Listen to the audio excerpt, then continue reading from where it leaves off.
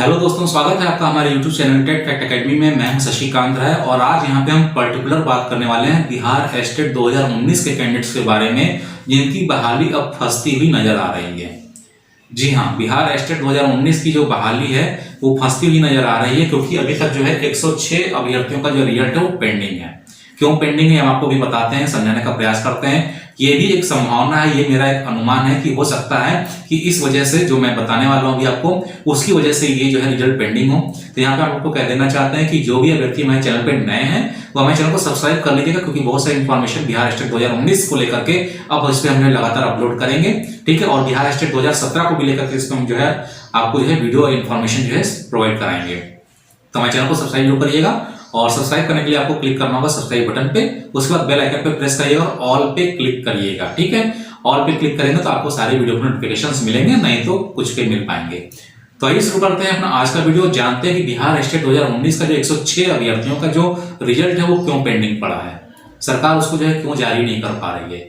यहाँ पे आप लोग सभी लोग जानते हैं कि नॉर्मलाइजेशन प्रोसेस जो है अपनाया गया था और नॉर्मलाइजेशन प्रोसेस के तहत जो यहाँ पे स्कोरिंग जो है दी गई थी। ठीक है, लेकिन जो है बिहार स्टेट 2019 का जो परीक्षा जो हुआ था वो एक शिक्षक पात्रता परीक्षा थी जिसमें पहले से क्वालिफाइंग मार्क्स जो निर्धारित किए गए थे वो 150 अंक पूर्णांक के ऊपर जो है निर्धारित किए गए थे, न कि नॉर्मलाइजेशन प्रोसेस के पूर्णांक के ऊपर निर्धारित किए गए थे। सबसे बड़ी जो है गलती यहाँ पे इन्होंने की है।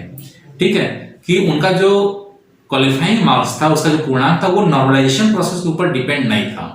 ठीक है, वो जो है एक नॉर्मल जो शिक्षक पात्रता परीक्षा होती है उसके ऊपर डिपेंड था। पहला ये नेगेटिव पॉइंट इनका था, यहाँ पे इन्होंने मिस्टेक कर दी जिसके चलते जो है केस जो है हुआ है और उसको उसमें जो है रखा गया है, शामिल किया गया है।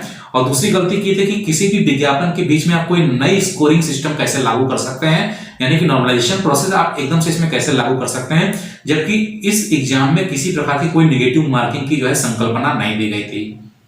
ठीक है, और पहले अभ्यर्थी इसलिए जो है इसको मान लिए क्योंकि जो है इनको पता नहीं था कि नॉर्मलाइजेशन प्रोसेस में क्या होता है, अंक घट सकते हैं या बढ़ सकते हैं। तो इसका इफेक्ट जो है जब नकारात्मक परीक्षा होती है तो वहां इसका इफेक्ट जो है 0% या पॉइंट में 1% मान के चलिए होता है, लेकिन यहाँ पे पॉजिटिव एग्जाम होता है, यानी कि जो है जहां नेगेटिव मार्किंग नहीं होती है उसमें तो टोटल सब कुछ उल्टा हो जाता है। जो देखने के लिए मिला कि आपकी जो ऑफिशियल आंसर की थी उसमें नंबर ज्यादा थे और जब नॉर्मलाइजेशन हुआ तो वो घट के खत्म हो गए और वो अभ्यर्थी फेल हो गए।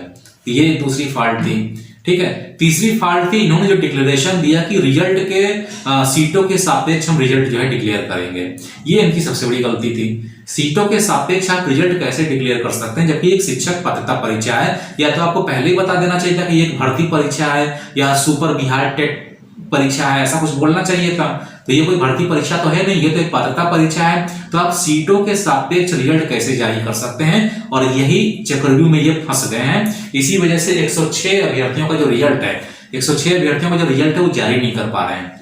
आप ये मान के चलिए, अगर एक अनुमान लगाइए, एक संभावना लगाइए कि 106 अभ्यर्थियों में अगर जो है 10% ही पास होते हैं, यानी कि मात्र 10 या 12 अभ्यर्थी अगर पास होते हैं तो कितनी सीटें खाली रह जाएंगी? आप ये सोचिए, 106 सीटें हैं, या मान लिया कि जो है इसमें जो है 6 ही अभ्यर्थी पास हुए या 10 अभ्यर्थी पास हुए तो बाकी कुछ सीटें तो खाली रह जाएंगी ना। और जब बाकी वो सीटें खाली रह जाएंगी तो उस पर जो है मारामारी होगा। ठीक है, अब पूछिए कैसे मारामारी होगा? बिहार एस्टेट जो 2017 वाले जो बैठे हैं उनकी भी आपकी वैलिडिटी बढ़ गई, सर्टिफिकेट की वैलिडिटी उनकी बढ़ गई कि नहीं बढ़ गई? अभी जो आदेश आया वो वैलिडिटी बढ़ गई उनकी। ठीक है, तो जब उनकी वैलिडिटी बढ़ गई तो जो सीट इसमें बचेगी तो वो भी अप्लाई करेंगे। अब बिल्कुल जाहिर सी बात है कि अगर ये अभ्यर्थी 106 अभ्यर्थी में से कोई अभ्यर्थी फेल होता है तो जो सीटें बचेंगी तो उसके लिए एप्लीकेशन आएंगे ही आएंगे। और जो वो कह रहे हैं कि हम सीटों के सापेक्ष रिजल्ट जारी किए हैं और उन्हीं का जो है भर्ती लेंगे जो पास हुए हैं इस परीक्षा में, तो ये नहीं कर सकते आप, क्योंकि ये शिक्षक पात्रता परीक्षा थी, कोई भर्ती परीक्षा नहीं थी। और इसमें जो है वो सभी लोग शामिल होंगे जो माध्यमिक उच्च माध्यमिक के जो विद्यार्थी जो पहले जो एप्लीकेशन लगा रखे हैं, 2017 वाला जो भी पेंडिंग चल रहा था ब्रांड केस के चलते, अभी जो आया है केस अपडेट होकर के, उसके अभ्यर्थी अगर उनका वहां सिलेक्शन नहीं होता तो वो भी इस बिहार स्टेट 2019 में बैठेंगे और बिल्कुल कंफर्म बैठेंगे, वो आवेदन करेंगे। सरकार उनको आवेदन करने से नहीं रोक सकती है क्योंकि उनके टेट सर्टिफिकेट की वैलिडिटी बढ़ चुकी है और वो एप्लीकेबल भी है क्योंकि एक शिक्षक पात्रता परीक्षा थी, कोई भर्ती परीक्षा स्पेशल नहीं बनाई गई थी, न ली गई थी। ये बयान दिया गया है, मौखिक बयान कि सीटों के सापेक्ष रिजल्ट देंगे, ये कोई रिटन में नहीं है, लिखित में नहीं है। विज्ञापन में कहीं भी लिखित में लिखा नहीं है, ठीक है। इसको क्लेम कर सकते हैं कोर्ट में कि आप किसी को बाउंड नहीं कर सकते। जब वैकेंसी निकलेगी तो जिसके पास सर्टिफिकेट की वैलिडिटी होगी वो इसको भरेगा, ठीक है। दूसरी बात हम कर लेते हैं कि जो 106 अभ्यर्थी को जो सीट बचेगी उस पर तो अप्लाई आएगा ही आएगा। और अगली बात यह है कि ये प्रक्रिया भी ऑफलाइन होगी, ऑनलाइन होने वाली नहीं है। ऑफलाइन ही आवेदन लिए जाएंगे और फिर वही सारी प्रक्रिया आपको झेलनी पड़ेगी। यहाँ पे बात कर लेते हैं, नीचे लिखे हैं सीटेट और बिहार टेट 2011 को इसमें अलाउ करना पड़ेगा। वो अलाउ करें चाहे ना करें, उसकी परमिशन लेने की उनको जरूरत नहीं है, क्योंकि उनके विज्ञापन में ये चीज लिखी हुई है कि जो भी सीटेट या बिहार टेट क्वालिफाई है, हाई स्कूल वाला या इंटर वाला, वो इसमें अप्लीकेबल होगा, ऑटोमेटिक अप्लीकेबल होगा।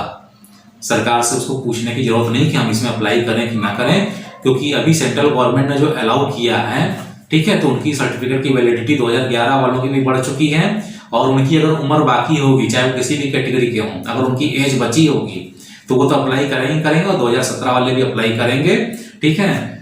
तो ये लोग जो है इसमें अलाउ हो चुके हैं। तो इसमें जो सीटों के सापेक्ष जो बवाल हुआ था कि सीटों के सापेक्ष हमने जो है भर्ती प्रक्रिया इसको कंप्लीट कराएंगे, अब वो नहीं हो पाएगी, वो संभव नहीं है, वो पूरी तरीके से फेल हो चुकी है। और सरकार इस मसले पे अब घिरने वाली है, वो अपने ही बनाए हुए चक्रव्यूह में अब फंस जाएगी। और ये बिहार स्टेट 2019 का जो एग्जाम हुआ है, इसको इनको जो है रिवाइज करके रिजल्ट देना पड़ेगा, इसको एक शिक्षक परीक्षा मानना पड़ेगा, नॉर्मलाइजेशन प्रोसेस हटाना पड़ेगा, क्योंकि इसमें ये सारी जो है गलतियां हो गई हैं। और अब इसमें जो है जितने लोग अभ्यर्थी पास हैं उनको गारंटी नहीं उनको नौकरी मिलेगी, क्योंकि जितने भी पद आवेदन के लिए आएंगे उस पे बिहार स्टेट 2017 वाले भी आवेदन करेंगे, बिहार टेट 2011 वाले भी आवेदन करेंगे, सीट टेट 2011 वाले भी आवेदन करेंगे। अगर इनकी उम्र बाकी है तो ये बिल्कुल पक्का आवेदन करेंगे, ठीक है। तो उम्मीद है कि वीडियो आपको अब समझ में आ रहा होगा कि बिहार स्टेट 2019 की जो बहाली थी वो भी फंस गई है। इसमें एक चीज और बता देते हैं आपको कि बिहार स्टेट 2019 में दिव्यांग अभ्यर्थियों के लिए अलग से सीट का कैलकुलेशन नहीं किया गया है, जो कि अब नया नियम आ गया है। तो बिहार स्टेट 2019 में अब जो नया नियम, जो पटना हाईकोर्ट का जो ऑर्डर आया है अभी, वो अब लागू होगा और इसमें से दिव्यांग अभ्यर्थियों को भी सीटें अलग करके दी जाएंगी, क्योंकि 2019 का जो विज्ञापन है उसमें साफ लिखा हुआ है कि दिव्यांगों को जो आरक्षण दिया जाएगा वो पिछले प्रारूपों के आधार पर दिया जाएगा या पिछले संशोधनीय आदेशों के आधार पर दिया जाएगा, क्योंकि कोई परसेंटेज का उल्लेख इस बार जो है बिहार स्टेट 2019 में नहीं किया गया है, क्योंकि बिहार स्टेट 2017 की बहाली जो है ब्लाइंड केस हो चुका था, तो उनके दिमाग में यहाँ चोट लग चुकी थी बिहार शिक्षा विभाग के, तो उन्होंने सर उसको मेंशन ही नहीं किया परसेंटेज। तो अब उनकी सीटों का कैलकुलेशन भी इसमें अलग से को करना पड़ेगा और कैलकुलेशन करके उस सीट को अलग करना पड़ेगा और फिर उनके अभ्यर्थियों का रिजल्ट देखना पड़ेगा कि वो है कि नहीं है, कहाँ है। तो अब ये बिहार स्टेट 2019 की जो बहाली है पूरी तरीके से फंस चुकी है। इस वीडियो को पूरा देखिएगा, समझिएगा, तर्क के साथ कमेंट करिएगा जो बातें मैंने कही हैं बिल्कुल सही हैं या गलत हैं, ठीक है। तो उम्मीद है कि वीडियो आपको जो है पसंद आया होगा। बहुत भीड़ होने वाली है, ठीक है। अब अभ्यर्थियों को ये समझ के नहीं चलना चाहिए कि उनकी सीटें कंफर्म है, उनकी सीटें कंफर्म नहीं है। अब जिसकी मेरिट होगी उसको सीट मिलेगी। उससे पहले इसमें बहुत सारे बंटवारे होने वाले हैं, जैसे 94 शिक्षक बहाली हुए हैं, तो उनको भी आप देखने के लिए तैयार रहिएगा। तो अगर वीडियो पसंद आए तो वीडियो को लाइक करिएगा, शेयर करिएगा, चैनल को सब्सक्राइब करना ना भूलिएगा। तो जल्दी मिलते हैं अपने नए वीडियो के साथ, तब तक के लिए इजाजत दीजिए, धन्यवाद।